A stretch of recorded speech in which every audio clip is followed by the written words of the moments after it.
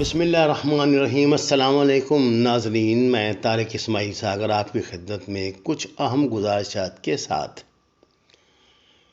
ناظرین کرام، یہ ہائیبرڈ وار کا زمانہ ہے۔ اب تو یہ 6-7 جنریشن تک بات پہنچ چکی ہے۔ بدقسمتی یہ ہے کہ گزشتہ قریباً 30 سال سے پاکستانیوں کا پاکستانی میڈیا نے ایک خاص مزاج بنا دیا ہے۔ ہم آپس کے بحث مباحثے میں اتنے الجھ چکے ہیں کہ اپنے دشمن کے وار اور اس کے مقاصد محض دقیانوسی باتیں اور قیاس آرائیاں سمجھنے لگے ہیں۔ آپ کو آگاہی تو ہوگی کہ اسلام کے بدترین دشمن، نبیوں کے قاتل اور دجال کے پیروکار اس دنیا پر عملاً قابض ہو چکے ہیں اور دجال کی آمد کی راہ ہموار کرنے کے لیے نیو ورلڈ آرڈر کے قیام میں سرگرداں ہیں۔ دنیا پر 7th جنریشن وارفیئر لانچ کر دی گئی ہے۔ اس وارفیئر کا مقصد یہی ہے کہ انسانیت پر اس طرح کے وار کیے جائیں جو کہ بظاہر قدرتی لگیں، جیسا کہ ہارپ، جیسا کہ کرونا وائرس بایولوجیکل وارفیئر کا ایک مضبوط اور محفوظ اور انتہائی خطرناک ہتھیار ہے۔ یہ کوئی پہلی مرتبہ نہیں ایسا ہوا۔ اس سے پہلے ڈینگی اور دوسری طرح کے وائرس جو یہ دنیا کے مختلف ممالک میں پھیلتے ہیں، اس مرتبہ انہوں نے ایک ہی مرتبہ پوری دنیا کو نشانہ بنایا ہے۔ کرونا وائرس کو لانچ کرنے میں بہت سے مقاصد تھے، جن میں سے چند ایک کا ذکر یہاں ضروری دکھائی دیتا ہے۔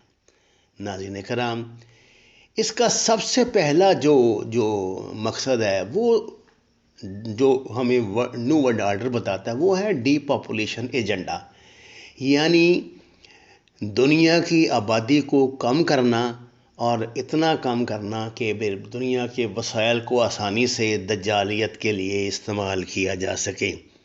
آبادی کم کرنے کے ایجنڈے کے لیے جو طریقے اپنائے جائیں گے وہ آپ جانتے ہی ہیں اور آپ کے علم میں ہیں۔ دوسرا ہے جی اکانومک ریسیشن، یعنی بے روزگاری۔ اچھا، اکانومی کو گرا دینا، گرے ریونیو اور وائٹ سوام، اس کی پیشگوئی ماہرین 2018 کے اوائل میں ہی کر چکے تھے۔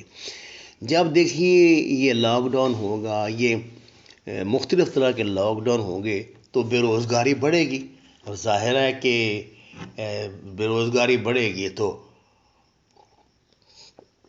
مسائل بھی بڑھیں گے، بھوک بھی بڑھے گی، مہنگائی بھی ہوگی، سب چیزیں اس سے ہی وابستہ ہے نا۔ تو اکنامک ریسیشن کے بعد یہ آہستہ آہستہ جو ہے سائلنٹ کلنگ کی طرف جائیں گے کہ لوگوں کو بھوک سے مارا جائے، بھوک کے نام مارا جائے۔ آپ اپنے ذہن میں ذرا وہ ڈھانچے لائیں نا افریقہ کے، جن پر یہ ہیلی کاپٹروں سے پھینکتے ہیں جب گندم کے دانے، تو وہ بیچارے ریت میں سے گندم کے دانے، ریت میں گھسٹ کر گندم کے دانے چن کے کھاتے ہیں۔ اچھا جی، اگلا جو اس کا بڑا ٹارگٹ ہے وہ ہے شفٹ آف پاور۔ اب دیکھ چکے ہیں کہ خود کو سپر پاور کہنے والے ممالک بھی اس شفٹ آف پاور کے سامنے بے بس ہیں۔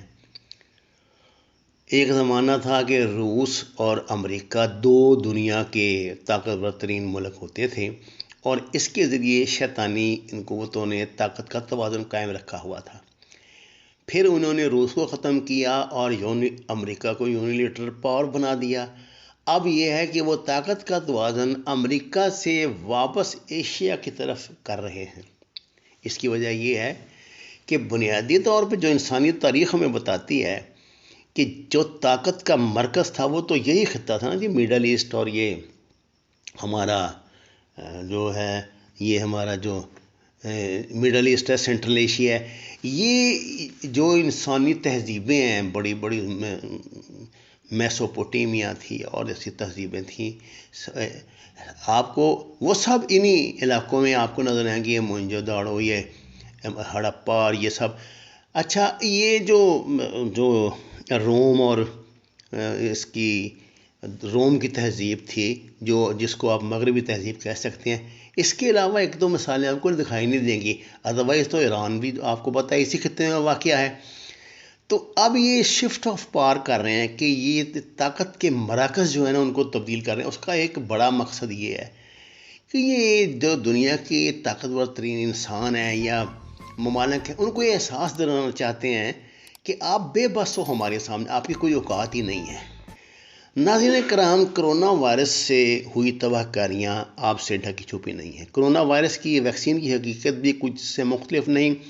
ویکسین مائنڈ کنٹرول ایجنڈے کے تحت تیار کی گئی ہے، جس میں ایسے عنصر شامل کیے گئے ہیں جو کہ ہمارے ڈی این اے کے ساتھ چھیڑ چھاڑ کر سکتے ہیں، جو آپ کے دماغ کو سوچنے سمجھنے کی صلاحیت سے محروم کر سکتے ہیں، جو آپ میں موجود وہ بنیادی جو انسانی غیرت ہے اس کو ختم کر سکتے ہیں.